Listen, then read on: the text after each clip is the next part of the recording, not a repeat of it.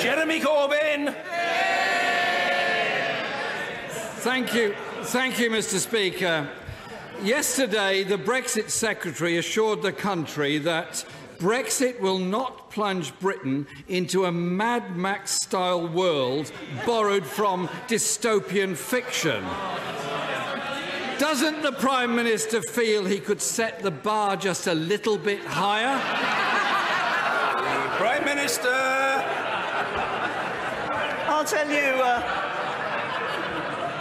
as the right honourable gentleman knows, we're very clear that we're going to ensure that when we leave the European Union, we are going to be able to take back control of our borders, our money and our laws.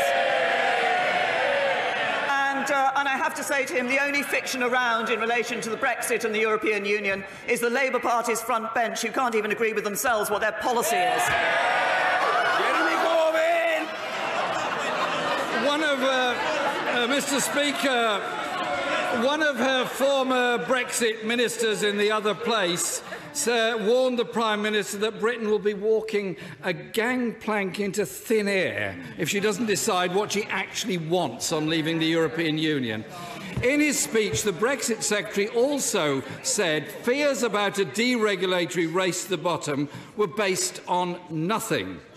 So why then did his own department's exit analysis state there could be opportunities for Britain in deregulating areas such as environment and employment law? Prime Minister. Can I say to the right honourable gentleman, he talks about what we actually want to achieve when we leave the European Union. I'll tell him what we want to achieve. We want to ensure that this is a country that can negotiate free trade deals around the rest of the world. We want to ensure that we have a good trade agreement with the European Union, and that's what we'll be starting to negotiate.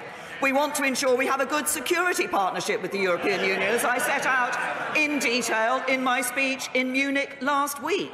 But what we also want to ensure that this country takes the opportunities that will be open to us outside the European Union to boost our economy, to ensure that we're developing the economy of the future, the jobs for the future, more high-paid, high-skilled jobs for the people in this country. We're putting the people first.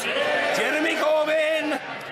Mr. Speaker, in December, the Foreign Secretary and the Environment Secretary were briefing that the Working Time Directive would be scrapped. Yeah. The CBI and the unions are very clear that they're not looking for a bonfire of regulations, quite the opposite. The only party that wants to scrap workers' regulation protections are the party opposite. In her Lancaster House speech a year ago, the Prime Minister clearly stated, "I also want tariff-free trade with Europe." Now, a year on, she's downgraded that aim to as tariff-free as possible. Businesses and workers want tariff-free access to protect jobs. So why has the government abandoned that for as tariff-free as possible? Prime Minister. I have to say to the right honourable gentleman, the government has not abandoned its negotiating position in relation to this.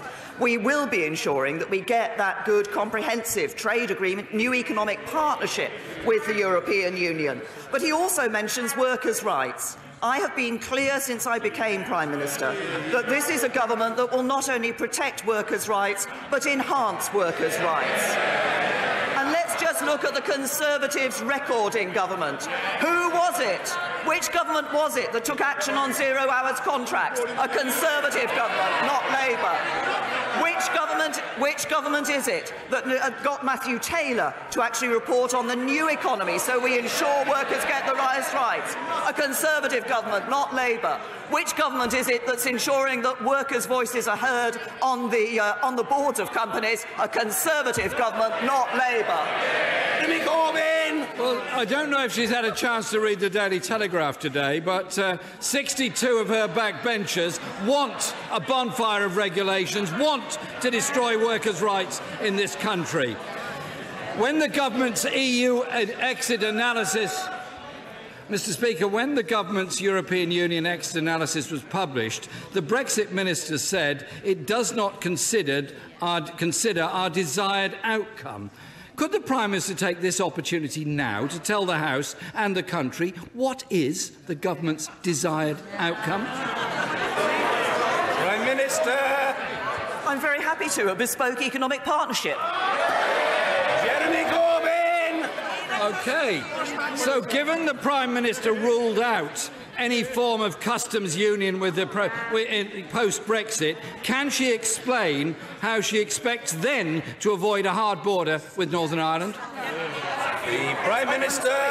The right honourable gentleman and others have asked this question previously. I've already pointed out in this chamber that the government published papers last summer which showed how we can deliver exactly that: no hard border between Northern Ireland and the Republic of Ireland, and a bespoke economic partnership with the European Union. Jeremy Corbyn. Well, the Foreign Secretary recently made a speech about Brexit, and he found time to mention carrots, spam, V-signs, stag parties and a plague of boils. Not one mention of Northern Ireland in his speech. Mr. Speaker, we're halfway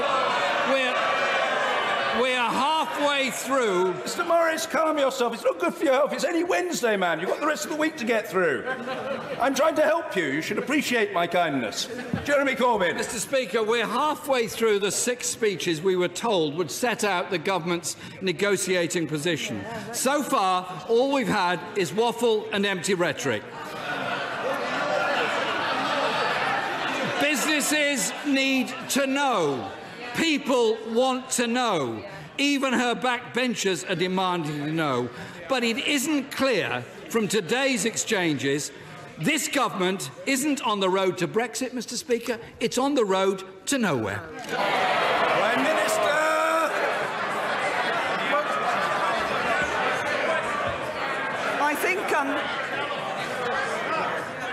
I think I have mentioned to the right honourable gentleman before that his job is actually to ask a question, not to make. But you know,